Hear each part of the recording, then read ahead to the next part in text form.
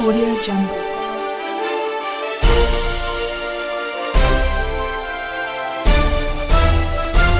Audio Jungle.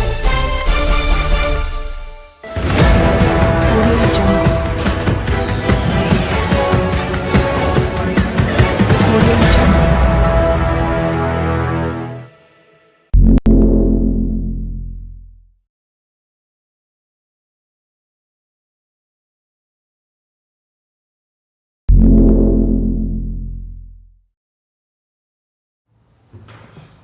Hello everyone, once again welcome back to E physics.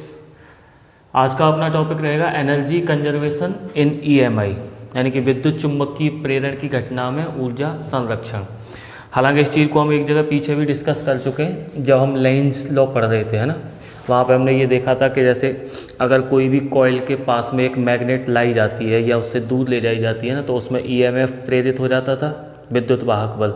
और उस विद्युत वाहक बल की वजह से अगर वो कॉइल किसी बंद परिपथ में जुड़ी है तो फिर उसमें कोई न कोई धारा भी प्रेरित हो जाती थी। तो हमने ये देखा था कि जो कॉइल के पास में जो मैग्नेट लेके आ रहे थे या जो मैग्नेट हम कॉइल से दूर लेके जा रहे थे, वो मैग्नेट अपने आप नहीं चलती रहती है। यानी कि मैग्नेट को पास लाने के लिए या फिर उससे दूर ले जाने के लिए हमें पीछे से कोई न कोई बल लगाकर कुछ न कुछ कार्य करना पड़ रहा था। कहने का मतलब सर्किट में जो धारा प्रवाहित हो रही है या फिर सर्किट में जो विद्युत ऊर्जा संचित हो रही है वो फोकट में नहीं हो रही है। उसके लिए क्या हमें मैग्नेट को चलाने में कुछ न कुछ कार्य, कुछ न कुछ ऊर्जा खर्च करनी पड़ रही है। तो एक जगह हम ऊर्जा खर्च कर रहे हैं और दूसरी जगह वही ऊर्जा चेंज हो जा रही है विद्युत ऊर्जा के रूप में। इतनी बातें हमने लेंज लॉ में डिस्कस कर रखी थी। इसका मतलब एनर्जी के बदले एनर्जी हमें मिल रही है। एक जगह ऊर्जा खर्च करते हैं तब वही ऊर्जा दूसरी जगह दूसरे रूप में प्रेजेंट हो जाती है।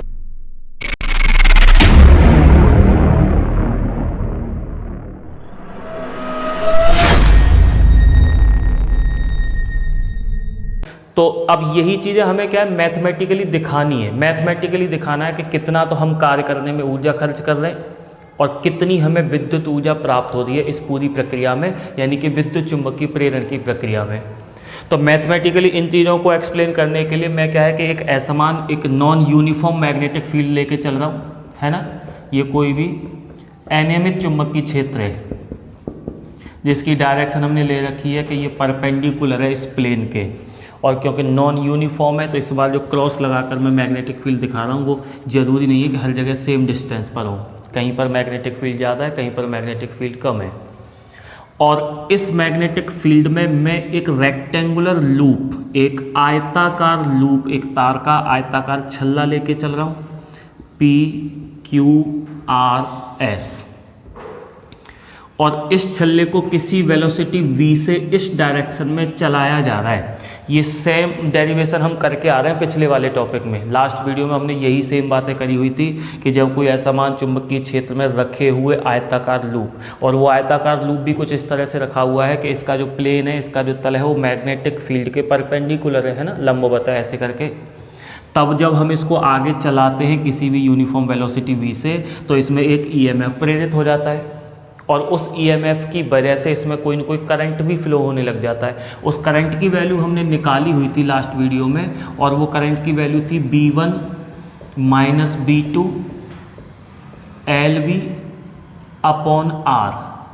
यहाँ पर B1 और B2 क्या है, तो B1 और B2 अलग अलग जगह पर, जहाँ पर ये वाली जो भुजा थी उस रीजन में मैंने मैग्नेटिक फील्ड B1 माना हुआ था, और जहाँ ये वाली भुजा है उस रीजन में मैंने मैग्नेटिक फील्ड जो B2 माना है। मतलब इसके आसपास चुंबकीय क्षेत्र B1 है और इसके आसपास जो चुंबकीय क्षेत्र है वो B2 है ना।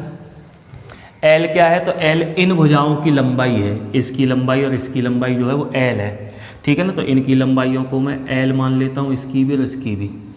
ये वाली भुजाओं की लंबाइयों को कुछ भी हम मान सकते हैं। सपोज करो इनकी लंबाइयों को मैं अपनी ओर से B मान के चल रहा हूँ, B, ठीक है। v क्या है कि आप किस एक समान वेग से इसको चला रहे हो, और वो भी हम किधर चला रहे हैं, लूप के तल में ही चला रहे हैं ना। जैसे ये लूप का तल है उसी तल में हम इसको v वेग से चला रहे हैं, तो ये हो गया वेग। और r क्या है, तो r इस फ्रेम का रेजिस्टेंस है, प्रतिरोध है। तब हमने लास्ट वीडियो में ये निकाला हुआ था कि इस फ्रेम में जो करंट फ्लो होगा ना प्रेरित ईएमएफ की वजह से, वो इतना करंट इसमें फ्लो होता है। इसका यूज करने वाले हैं आगे चल के। तो अब ज़रा इसको दोबारा से हम लेके चलते हैं कि ये हमने एक आयताकार लूप रखा हुआ है एक नॉन यूनिफॉर्म मैग्नेटिक फील्ड में। यहाँ पर मैग्नेटिक फील्ड B1 है, यहाँ मैग्नेटिक फील्ड जो है वो B2 है, और इसको उस लूप के तल में ही v वेलोसिटी से आगे चला रहे हैं। एक जगह हम ये भी डिस्कस करके आए हैं कि कोई भी चालक छड़ अगर गति करते हुए चुंबकीय क्षेत्र रेखाओं को काटती है ना, ऐसे करके मैग्नेटिक फील्ड लाइंस को काटते हुए आगे बढ़ती है, तब तो उसमें ईएमएफ प्रेरित होता है कुछ न कुछ। और अगर कोई भी चुंबकीय या कोई भी चालक छड़ चुंबकीय क्षेत्र रेखाओं को नहीं काट रही है ना, बिना काटते हुए चल रही है, तब उसमें कोई विद्युत वाहक बल प्रेरित नहीं होता है। अब जैसे मैं ये मान सकता हूँ कि ये जो मैं आपको लूप दिखा रहा हूँ ये 4 चालकों से मिलकर बना हुआ है, एक PQ, एक QR, एक RS और ये SP। ये 4 अलग अलग चालक थे, मैंने इनको इस तरह से असेंबल करके और एक आयताकार लूप बना रखा है। तो जब मैं इस लूप को v वेलोसिटी से आगे चलाऊंगा ना, तो ये सारे चालक इतने ही वेग से आगे की तरफ चल रहे होंगे। अब देखने वाली बात यह है कि इन चारों चालकों में से वो कौन कौन से चालक हैं जो चलते हुए चुंबकीय क्षेत्र रेखाओं को काटेंगे, और वो कौन कौन सी भुजाएं हैं इस फ्रेम की जो चुंबकीय क्षेत्र रेखाओं को नहीं काटेंगे। ध्यान रहे, सारी चुंबकीय क्षेत्र रेखाएं ऐसे करके यूँ है ना, बाहर से अंदर की तरफ जा रही हैं। तो मैं देख रहा हूँ कि ये वाला जो चालक है QR, ये एक भी चुंबकीय क्षेत्र रेखा को नहीं काटेगा, क्योंकि चुंबकीय क्षेत्र रेखाएं ऐसे करके और ये ऐसे चल के जा रहा है ना, यूँ करके। तो ये वाला तो एक भी चुंबकीय क्षेत्र रेखा को नहीं काटेगा, ये भी नहीं काटेगा चुंबकीय क्षेत्र रेखाओं को। ये वाले दोनों चालक जो हैं PQ और RS, ये दोनों ऐसे करके रखे हुए हैं, चुंबकीय क्षेत्र रेखाएं ऐसे हैं, तो इनको जब चलते हुए ये ऐसे करके काटेंगे है ना, यूँ करके चलेंगे तो चुंबकीय क्षेत्र रेखाओं को काट रहे हैं ये दोनों ही चालक। और जब ये दोनों चालक चुंबकीय क्षेत्र रेखाओं को काट रहे हैं, तब इनमें कोई न कोई विद्युत वाहक बल प्रेरित होगा। हमें बस वही पता करना है कि इसमें और इसमें कितना कितना विद्युत वाहक बल प्रेरित होगा। साथ ही साथ मैं ये भी मान के चल रहा हूँ कि B1 जो है वो B2 से बड़ा है ना, हमने B1 की वैल्यू B2 से बड़ी मानी हुई है। तो अब पता करते हैं कि इन दोनों ही चालकों में कितना कितना ईएमएफ, कितना कितना विद्युत वाहक बल प्रेरित होगा। हमने ये भी एक जगह पढ़ रखा है कि जब कोई चालक इस तरह से चलता है चुंबकीय क्षेत्र रेखाओं को काटते हुए, तो उसमें कितना ईएमएफ इंड्यूस्ड हो जाता है। उसका फॉर्मूला हमने पढ़ा हुआ था, epsilon is equals to VBL। Condition ये है कि VB और L तीनों एक दूसरे के परपेंडिकुलर होने चाहिए। तो एक बार चेक कर लेते हैं कि जिन दो चालकों की हम बात करने वाले हैं ना, एक ये PQ और एक ये RS, क्या ये दोनों इन तीनों शर्तों का पालन कर रहे हैं कि तीनों एक दूसरे के परपेंडिकुलर हैं कि नहीं है। तो देखो ये दोनों ही चालक इधर भाग रहे हैं, तो ये वेलोसिटी हो गई है ना, मैग्नेटिक फील्ड ऐसे हो गया, और इनकी जो लंबाई है वो ऐसे है। इसका मतलब तीनों एक दूसरे के परपेंडिकुलर हैं। तो मैं सीधे सीधे इसी फॉर्मूले को अप्लाई कर सकता हूँ इनका ईएमएफ निकालने के लिए। तो इस वाले फॉर्मूले से सबसे पहले मैं निकालता हूं कि इस वाले चालक में कितना विद्युत वाहक बल प्रेरित हुआ है। अगर मैं उसको एप्सिलॉन 1 मान लूँ तो सब की वेलोसिटी v है ना, यहाँ मैग्नेटिक फील्ड जो है वो B1 है और लेंथ इसकी L है। तो इतना विद्युत वाहक बल प्रेरित हुआ ये वाले में PQ में। अब RS चालक में कितना विद्युत वाहक बल प्रेरित हो रहा है, हम उसको मान के चल रहे हैं एप्सिलॉन 2। वेलोसिटी उसकी भी v है, वो B2 मैग्नेटिक फील्ड में चल रहा है और उसकी भी लेंथ L है। तो दोनों में इंड्यूस्ड होने वाला ईएमएफ हमें पता चल गया फाइनली। अब क्योंकि B1 की वैल्यू B2 से बड़ी है, तो मैं कह सकता हूं कि एप्सिलॉन 1 की वैल्यू एप्सिलॉन 2 से बड़ी होगी, है ना। यानी कि ये वाले चालक में प्रेरित ईएमएफ ये वाले चालक के ईएमएफ से ज़्यादा होगा। अब जरा हम ये देखते हैं कि ये वाले चालक में क्योंकि इतना ईएमएफ प्रेरित हो गया है, और जब इसमें कोई ईएमएफ प्रेरित हो गया है तो ये तो काम करने लग गया एक सेल, एक बैटरी की तरह। तो फिर इस वाले चालक के कारण कोई न कोई धारा प्रवाहित होने लग जाएगी। सेम ये वाला जो चालक है इसमें भी विद्युत वाहक बल प्रेरित हुआ है, तो ये भी एक सेल की तरह काम करने लग जाएगा, ये भी इस परिपथ में धारा प्रवाहित करने लग जाएगा। और धारा प्रवाहित इजीली हो भी सकती है क्योंकि कोई भी फ्रेम अपने आप में ही एक बंद परिपथ का काम कर रहा होता है। अब देखना यह है कि इस चालक के कारण या इस वाले सेल के कारण, ये जो सेल की तरह बिहेव कर रहा है, इस सेल के कारण इस सर्किट में करंट कैसे फ्लो होगा, क्लॉकवाइज या एंटी क्लॉकवाइज। ये वाला जो टुकड़ा है, ये RS जो सेल की तरह काम कर रहा है, इसके कारण इस फ्रेम में करंट कैसे फ्लो होगा, क्लॉकवाइज या एंटी क्लॉकवाइज। तो हम करंट की डायरेक्शन निकाला करते हैं फ्लेमिंग के राइट हैंड रूल से, है ना। VBI मतलब अंगूठा रखना है वेलोसिटी की डायरेक्शन में जिधर वो चालक चल रहा है। ये उंगली हमें चुंबकीय क्षेत्र यानी मैग्नेटिक फील्ड की डायरेक्शन में रखनी है, तब ये उंगली बताएगी करंट की डायरेक्शन किधर होगी। तो देखें चुंबकीय क्षेत्र अंदर, ये ऐसे चल रहा है तो अंगूठा इधर, ये उंगली ऊपर, मतलब ये वाला जो चालक है ना PQ, ये इस तरह से करंट इसमें फ्लो होगा नीचे से ऊपर की तरफ, और जब इसमें ऐसे करके जाएगा नीचे से ऊपर की तरफ तो इसमें आगे करंट ऐसे बहेगा, फिर ऐसे जाएगा, फिर ऐसे जाएगा, है ना। यानी कि ये वाला जो चालक था वो अपनी वजह से इस फ्रेम में जो करंट फ्लो करवाता है वो ऐसे करवाता है क्लॉकवाइज, यानी इस चालक के कारण धारा प्रवाहित होगी दक्षिणावर्त क्लॉकवाइज। अब जरा उसको देखेंगे, इसके लिए भी हम फ्लेमिंग का राइट हैंड रूल लगाते हैं। सेम यही सिचुएशन होगी, मैग्नेटिक फील्ड अभी भी अंदर है, ये चालक भी इधर भाग रहा है ना, तो इसमें भी करंट ऐसे करके जाएगा यूँ नीचे से ऊपर, और जब इसके कारण नीचे से ऊपर जाएगा तो आगे चल के यूँ आएगा, फिर यूँ जाएगा और फिर ऐसे जाएगा। यानी कि ये वाला चालक इस लूप में करंट फ्लो करवा रहा है क्लॉकवाइज, और ये वाला जो चालक है वो इस लूप में करंट फ्लो करवा रहा है एंटी क्लॉकवाइज। अब एक ही लूप में, एक ही शाखा में धारा की दो दिशाएं तो पॉसिबल है नहीं, तो फाइनली या तो इसमें करंट क्लॉकवाइज फ्लो हो सकता है या फिर इसमें करंट एंटी क्लॉकवाइज फ्लो हो सकता है। तो फिर कैसे फ्लो होगा, क्लॉकवाइज या एंटी क्लॉकवाइज, है ना, क्योंकि ये ऐसे घुमाना चाह रहा है करंट, ये ऐसे घुमाना चाह रहा है करंट। अब तो कैसे फ्लो होगा, जो करंट बड़ा होगा। अगर मैं ये कह दूँ ना कि क्लॉकवाइज जो करंट है वो है 10 एम्पियर और एंटी क्लॉकवाइज जो धारा प्रवाहित हो रही है वो है 8 एम्पियर, तो मैं ये कह सकता हूँ कि इस लूप में 2 एम्पियर करंट फ्लो होगा फिर, और वो भी किधर, 10 वाले की तरफ। अगर 10 वाला क्लॉकवाइज था तो 2 एम्पियर परिणामी धारा इसमें ऐसे प्रवाहित होगी दक्षिणावर्त। अब हमें कैसे पता चले कि ये ज़्यादा धारा बनाएगा कि ये ज़्यादा धारा बनाएगा, तो हमने इन दोनों के EMF निकाले। एप्सिलॉन 1 है इस वाले का, एप्सिलॉन 2 है इस वाले का, और देखें एप्सिलॉन 1 बड़ा है एप्सिलॉन 2 से, यानी मैं कह सकता हूँ कि ये सेल बड़ा है, ये वाला सेल जो है छोटा है, तो फाइनली धारा इस सेल के कारण फ्लो होगी ऐसे, है ना। तो हमें ये पता चल गया कि इस फ्रेम में जो करंट फ्लो होगा वो परिणामी जो धारा प्रवाहित होगी वो क्लॉकवाइज प्रवाहित होगी, जो भी होगी थोड़ी बहुत। इन दोनों के कारण जो धाराएं बन रही हैं ना उनके डिफरेंस के बराबर धारा प्रवाहित होगी इसमें, और वो भी क्लॉकवाइज ऐसे करके। इन दोनों चालकों में बेशक कोई विद्युत वाहक बल प्रेरित नहीं हुआ था, लेकिन करंट तो फ्लो हो रहा है, क्योंकि करंट तो यहाँ से आ रहा है, फिर इनमें भी प्रवाहित हो रहा है, चालक तो हैं तो इनमें भी, सब में धारा प्रवाहित हो रही है। तो मैं कह सकता हूँ कि इस फ्रेम के, इस लूप के चारों जो चालक थे, चारों जो भुजाएं थी, वो अपने आप में 4 धारावाही चालक बन गए, सब में धारा प्रवाहित हो रही है, सब चालक हैं। और ये हम बहुत पहले डिस्कस कर चुके हैं कि जब भी कोई धारावाही चालक किसी चुंबकीय क्षेत्र में रखा जाता है ना, तो चुंबकीय क्षेत्र उस धारावाही चालक पर कोई न कोई फोर्स अप्लाई करता है, कोई न कोई बल आरोपित करता है। कितना आरोपित करता है इसके लिए भी हमने वो फॉर्मूला निकाला हुआ है, IL/B sin थीटा।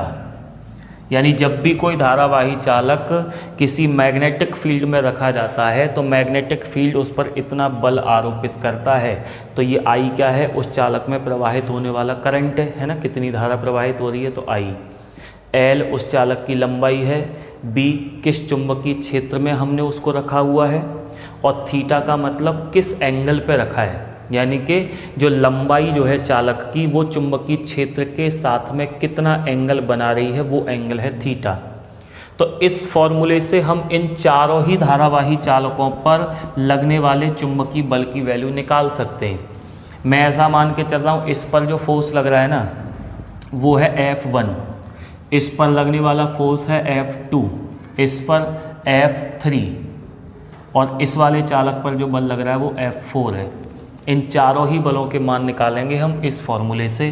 तो सबसे पहले मैं इस वाले चालक पे लगने वाले बल F1 की वैल्यू निकालता हूँ इस फॉर्मूले से। F1 इज इक्वल्स टू, अच्छा करंट तो सब में ही सेम फ्लो हो रहा है ना, यहाँ से, क्योंकि एक ही ब्रांच में, एक ही शाखा में 2 धाराएं तो नहीं हो सकती हैं, तो जो भी परिणामी धारा थी वो सब में एक जैसी बह रही है। मैं उसको I मान लेता हूँ, इसमें I है तो सब में ही I धारा प्रवाहित हो रही है, तो इसलिए I की जगह तो I। जिस चालक को मैं लेके चल रहा हूँ उसकी लेंथ कितनी मान रखी है, L, तो L की जगह L। वो किस मैग्नेटिक फील्ड में रखा हुआ है, तो B1 में रखा हुआ है, तो B1 की जगह B1। और थीटा कितना है, तो ये देखें, ये चालक की लेंथ है और ये मैग्नेटिक फील्ड है ना, दोनों एक दूसरे के परपेंडिकुलर हैं, तो साइन थीटा मतलब साइन 90। साइन 90 मतलब 1, यानी कि F1 is equals to ILB1। इतना चुंबकीय बल लग रहा है इस वाले चालक पर। मैग्नीट्यूड मिल गया, डायरेक्शन और देख लेते हैं कि ये वाला जो बल है वो किस दिशा में काम कर रहा है। तो चुंबकीय बल की दिशा निकाला करते हैं हम फ्लेमिंग के लेफ्ट हैंड रूल से, है ना। FBI ये हमें B यानी मैग्नेटिक फील्ड की डायरेक्शन में रखनी है, ये हमें करंट की डायरेक्शन में रखनी है, ये हमें बताएगा बल की डायरेक्शन किधर होगी। तो देखो मैग्नेटिक फील्ड अंदर, करंट ऊपर, तो फोर्स इधर, यानी कि जो बल है ना F1 वो इधर लग रहा है ऐसे। तो हमें इसकी डायरेक्शन पता चल गई। इस डायरेक्शन को नाम देने के लिए मैं क्या करता हूँ कि यहाँ पर कोऑर्डिनेट दिखा देता हूँ। ये पॉजिटिव एक्स अक्ष है ना, ये नेगेटिव एक्स अक्ष हो गया, ये पॉजिटिव वाई एक्सिस हो गया और ये नेगेटिव वाई एक्सिस। इनके अकॉर्डिंग मैं करंट को शो कर सकता हूँ। तो ये जो ये जो बल लग रहा है ना वो किस डायरेक्शन में लग रहा है, इधर, यानी कि नेगेटिव एक्स डायरेक्शन में। तो हमें डायरेक्शन पता चल गई, नेगेटिव एक्स डायरेक्शन में ये बल लग रहा है। अब देखते हैं ये वाला जो चालक है ना QR, इस पर कितना बल लग रहा है और किस डायरेक्शन में लग रहा है। यानी कि अब F2 की वैल्यू निकालते हैं सेम इसी फॉर्मूले से। तो F2 is equal to, current तो सब में ही सेम फ्लो हो रहा है ना, तो I की जगह I। लेंथ की बात करी जाए तो ये वाले चालक की जो लंबाई है वो B है, तो मैं अब की बार L की जगह B रख लेता हूँ। अब बात ये रह जाती है कि ये वाला चालक किस मैग्नेटिक फील्ड में है। तो अगर मैं ऐसा मान के चलूँ ना कि ये मैग्नेटिक फील्ड यहाँ B1 था, इस रीजन में मैग्नेटिक फील्ड B2 था, तो मैं देख रहा हूँ कि इस वाले चालक का कुछ हिस्सा B1 में है और कुछ हिस्सा जो है B2 में। सेम इसके लिए भी वही बात है कि इसका भी कुछ भाग जो है B1 में, कुछ भाग जो है इसका वो B2 में रखा हुआ है। तो फिर मैं क्या करता हूँ कि इन दोनों का एवरेज मैग्नेटिक फील्ड मान लेता हूँ कोई ना कोई B, है ना। मैं ऐसा मान लेता हूँ कि औसत रूप से ये किसी मैग्नेटिक फील्ड B में रखा हुआ है। तो ऐसे ही ये वाला जो चालक है वो भी औसत रूप से किसी न किसी मैग्नेटिक फील्ड B में रखा हुआ माना जा सकता है। तो हम ऐसा मान के चलेंगे कि दोनों ही जो चालक हैं ना, ये वाले और ये वाले, ये किसी चुंबकीय क्षेत्र B में रखे हुए हैं। तो B की जगह पर फिर B ही लिख लेंगे और थीटा इनके लिए भी 90 ही रहेगा, है ना। ये चालक ऐसे और मैग्नेटिक फील्ड ऐसे है, तो साइन 90 यहाँ भी आ जाएगा, इसकी भी वैल्यू 1 रहेगी। तो ये तो परिमाण पता चल गया कि हमें दूसरे वाले चालक पर कितना बल लग रहा है।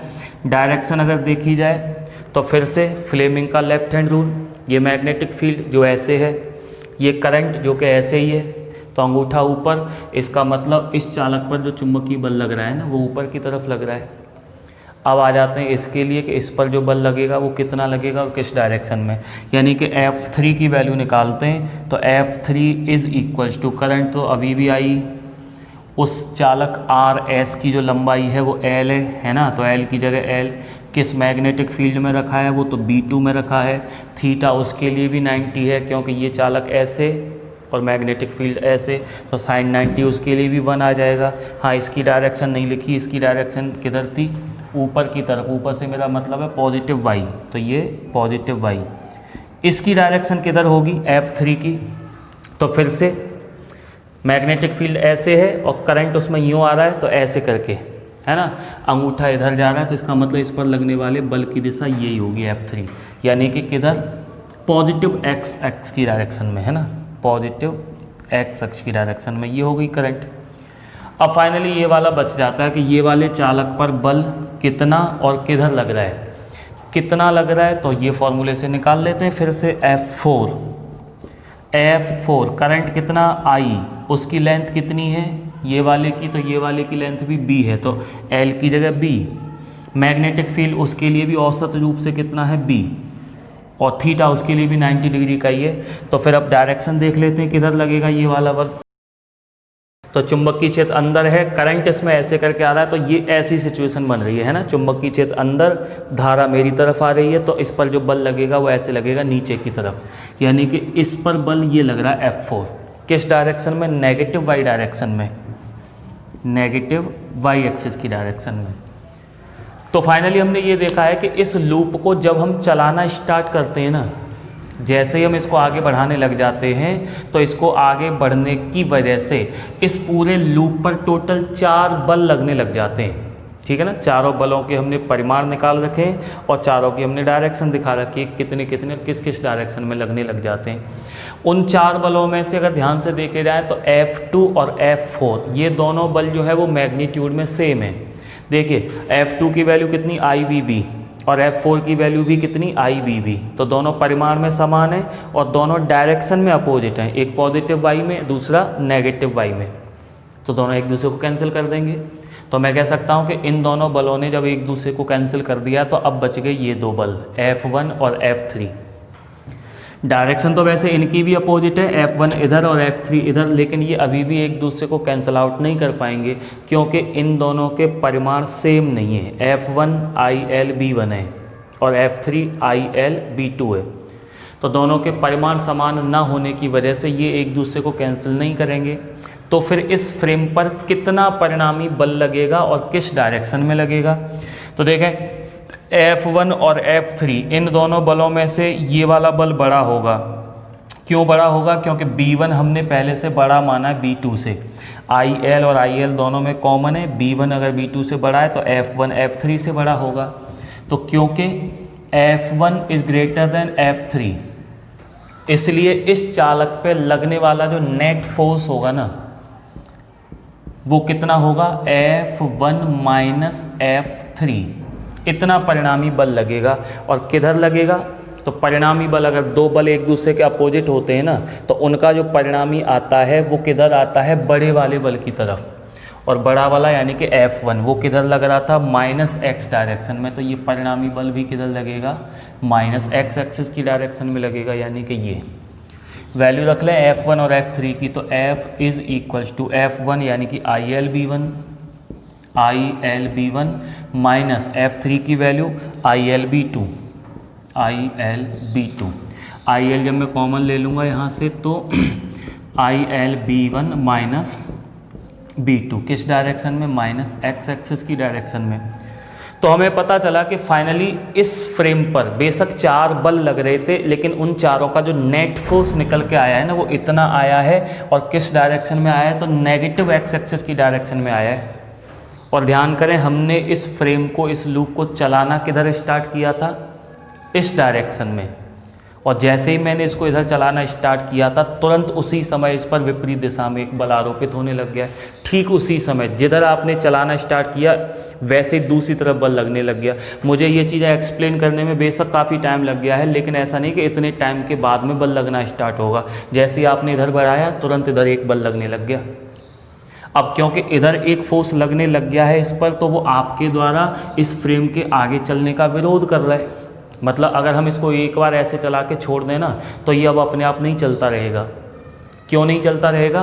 क्योंकि इस पर इधर अपने आप ही एक बल लगने लग जाता है और वो बल इसको उधर जाने से रोक देगा।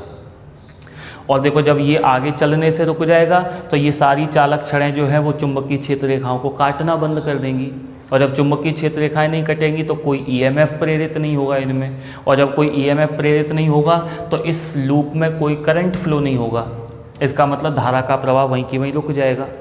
और धारा का प्रवाह वहीं की वहीं रुक रहा है, इसका मतलब अब इसमें कोई विद्युत ऊर्जा संचित नहीं हो रही है। इसका मतलब करंट केवल तब तक फ्लो होता रहेगा जब तक कि ये फ्रेम चलेगा। और फ्रेम अब अपने आप तो नहीं चल रहा है, क्योंकि जैसे ही हम इसको चला के छोड़ देते हैं ये वाला बल इसको आगे बढ़ने से भी रोक देता है। अगर मैं ये चाहता हूँ ना कि इस फ्रेम में कंटिन्यूसली करंट फ्लो होता रहे तो उसके लिए मुझे इस फ्रेम को भी कंटिन्यूसली आगे बढ़ाना ही पड़ेगा। और आगे बढ़ाने के लिए हमें इस पर इस दिशा में कोई न कोई परिणामी बल भी लगाना पड़ेगा। अब बात यह है कि अगर मैं इस फ्रेम को एक समान वेग v से चलाना चाहता हूँ तो मुझे इस डायरेक्शन में कितना कम से कम बल लगाना पड़ेगा। तो मुझे इस दिशा में कम से कम उतना ही बल लगाना पड़ेगा जितना कि इस फ्रेम पर परिणामी बल इधर लग रहा था। और इधर इस फ्रेम पर परिणामी बल इतना लग रहा था ILB1 माइनस B2। तो मैं भी इस डायरेक्शन में ठीक इतना ही बल लगाऊंगा, ना कम ना ज़्यादा, क्योंकि कम लगाऊंगा तब तो ये आगे नहीं बढ़ेगा। और ज़्यादा लगा दूंगा तो इस पर कोई न कोई परिणामी बल लग जाएगा। सपोज करो इधर लग रहा था 2 न्यूटन, मैंने उधर लगा दिया 4 न्यूटन, तो अब इस पर इधर परिणामी बल लगने लग जाएगा 2 न्यूटन का। और उस बल की वजह से इसमें कोई न कोई त्वरण उत्पन्न हो जाएगा। और हम चला रहे हैं इसको एक नियत वेग v से, है ना। तो अगर मैं इसको एक कांस्टेंट वेलोसिटी से आगे बढ़ाना चाहता हूं तो मैं ये चाहूँगा कि इस पर नेट बल 0 रहे। तो जितना बल इधर लग रहा था ठीक उतना ही बल मुझे इधर लगाना पड़ेगा, इसको लगातार इतने वेग से गतिमान बनाए रखने के लिए।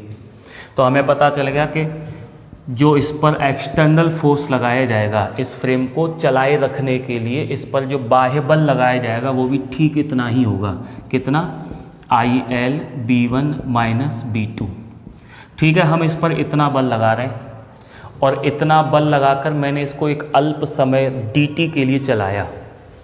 तो अब ये पता करना है कि अगर मैं इस फ्रेम को मात्र dt समय तक गतिमान रखता हूँ तो उसमें मुझे कितना कार्य करना पड़ेगा।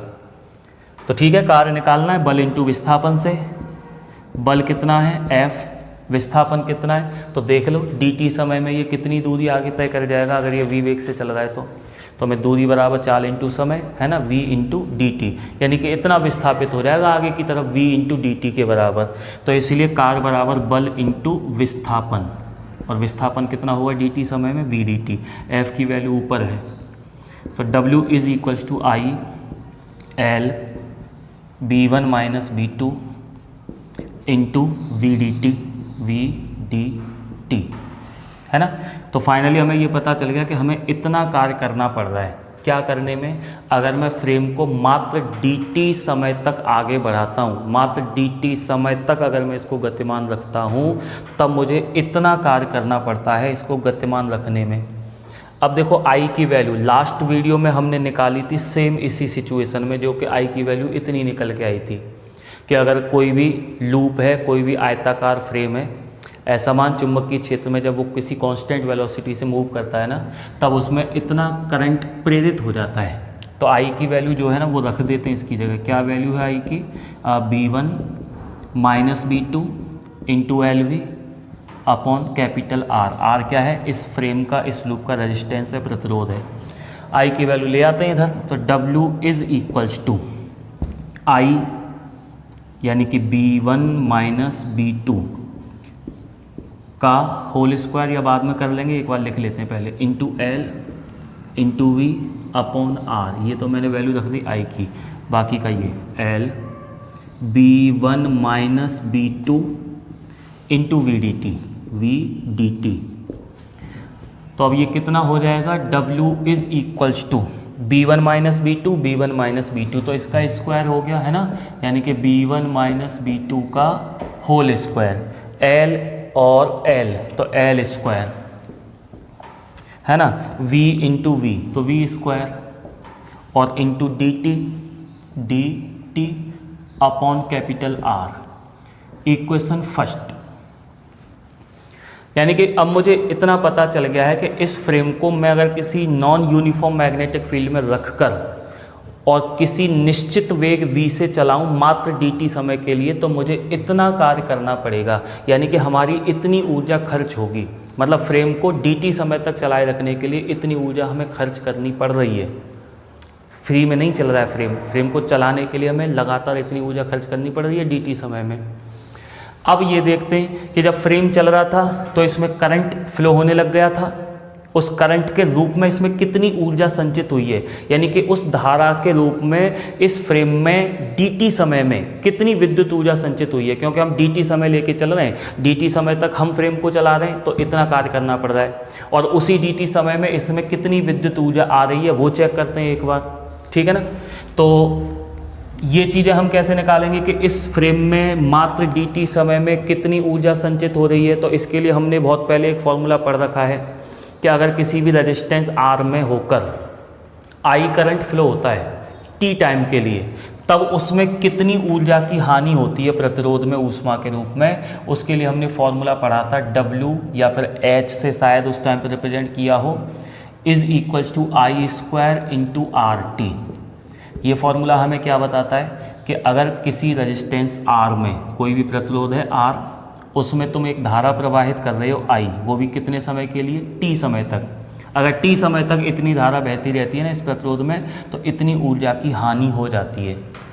और ऊर्जा की हानि होने का मतलब स्रोत से इतनी ऊर्जा मिल रही होगी। जैसे ये समझें कि मान लो ये कोई रेजिस्टेंस है R और मैं इसको किसी सेल, किसी बैटरी से जोड़ देता हूँ ऐसे करके, तो इसमें कोई ना कोई रेजिस्टेंस, मतलब कोई ना कोई करंट फ्लो हो रहा है, इसमें I करंट फ्लो हो रहा है ऐसे करके।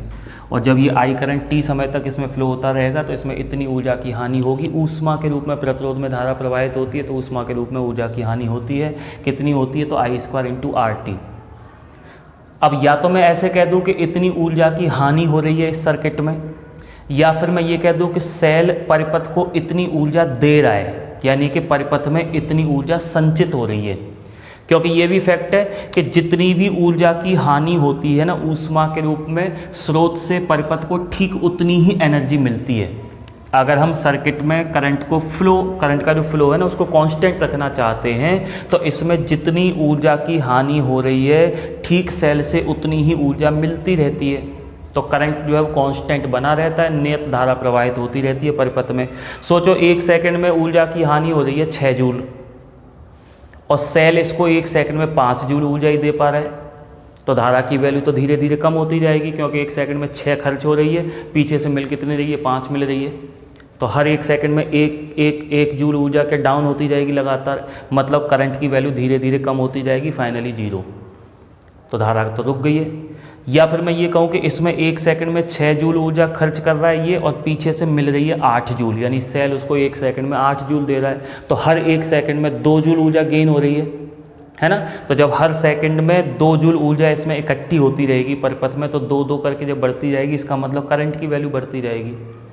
तो कहने का मतलब यह है कि कोई भी सर्किट में अगर हम धारा को नियत रखना चाहते हैं कि इसमें कांस्टेंट करंट फ्लो होता रहे, तो उसके लिए ये ज़रूरी है कि जितनी ऊर्जा की परिपथ में हानि हो रही है किसी भी रूप में, ठीक उतनी ही ऊर्जा स्रोत से इस सर्किट को मिलनी चाहिए, ना कम ना ज़्यादा। यानी कि परिपथ में संचित ऊर्जा का भी मान क्या इतना ही होगा, क्योंकि जितनी हानि उतनी ही मिल रही है, तो हानि इतनी तो इतनी पीछे से मिल भी रही है। तो मैं ऐसा भी कह सकता हूं कि अगर इस परिपथ में t समय के लिए, जिसका प्रतिरोध आ रहा है ना, उस परिपथ में t समय के लिए I करंट फ्लो होता है, तो अब उसमें इतनी विद्युत ऊर्जा संचित हो जाएगी। I की वैल्यू ये है ना, दोबारा से लिख लेता हूँ, I is equals to B1 minus B2 into LV upon R। ये I की वैल्यू इसकी जगह रख लेंगे, तब W is equals to I square है, यानी कि B1 माइनस B2 का होल स्क्वायर है ना, L square V square into RT upon ये R और है, तो इस R का भी स्क्वायर था ना, ये R I स्क्वायर है ना, तो इस R का भी स्क्वायर होगा, तो अपॉन R स्क्वायर। अब देख लो, एक R से एक R कैंसिल हो गया, और फाइनली W क्या बच गया, B1 माइनस B2 का whole square into L square V square T upon T की बजाय यहाँ पर dt आएगा, है ना, क्योंकि हम कितने समय के लिए करंट फ्लो करवा रहे हैं, dt, ये तो फॉर्मूला हो गया। हम करंट कितने टाइम के लिए लेके चल रहे हैं, dt, तो यहाँ t की बजाय dt लिखना है मुझे, है ना, dt और अपॉन r। अब ज़रा देख लें, इसको मैं मान लेता हूँ सेकंड इक्वेशन। अगर हम इक्वेशन फर्स्ट और इक्वेशन सेकंड पे गौर करें, आप चाहो तो ये वाले वर्क को W1, ये वाली एनर्जी को W1 से शो कर सकते हो, ये वाली को W2 से।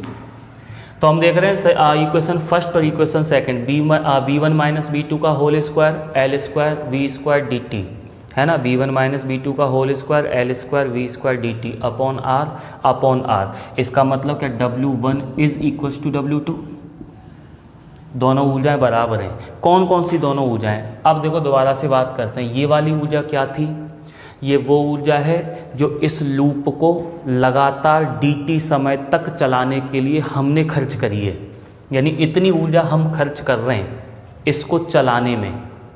और ये कौन सी ऊर्जा है, ये वाली जो है सेकंड इक्वेशन में जो आ रही है, ये वो ऊर्जा है जो विद्युत ऊर्जा इस परिपथ में, इस लूप में संचित हुई है, वो भी dt समय में। और दोनों ऊर्जाएं क्योंकि बराबर आ रही हैं, इसका मतलब मैं कह सकता हूं कि फ्रेम को चलाने के लिए हम जितनी ऊर्जा खर्च कर रहे होते हैं, ठीक उतनी ही ऊर्जा इस फ्रेम में विद्युत ऊर्जा के रूप में संचित हो रही है। इसका मतलब यहाँ ऊर्जा कोई उत्पन्न नहीं हो रही है, कहीं से प्रकट नहीं हो रही है, कोई फोकट में हमें यहाँ पे ऊर्जा नहीं मिल रही है, उसका हम मूल्य चुका रहे हैं। कहाँ चुका रहे हैं, क्योंकि फ्रेम फ्री में नहीं चल रहा है, एक बार चला के छोड़ दिया तो अपने आप नहीं चलता रहा है, उसको लगातार चलाए रखने के लिए, लगातार इस परिपथ में धारा प्रवाहित रखने के लिए मुझे लगातार कुछ न कुछ ऊर्जा खर्च करनी पड़ रही है। और हम जितनी ऊर्जा खर्च कर रहे होते हैं ना इसको चलाने के लिए, ठीक उतनी ही ऊर्जा फ्रेम में संचित होती है विद्युत ऊर्जा के रूप में।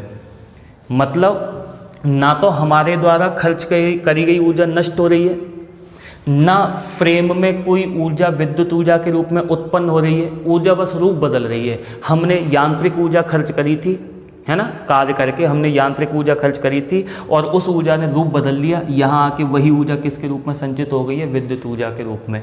तो ऊर्जा हमारे द्वारा कार्य के रूप में जो ऊर्जा खर्च करी गई थी वो नष्ट नहीं हुई है, यहाँ ऊर्जा उत्पन्न नहीं हुई है। क्या हुआ है, ऊर्जा एक रूप से और दूसरे रूप में बदल गई है। मैं कह सकता हूँ कि इस पूरी प्रक्रिया में, विद्युत चुम्बकीय प्रेरण की प्रक्रिया में ऊर्जा जो है वो संरक्षित है।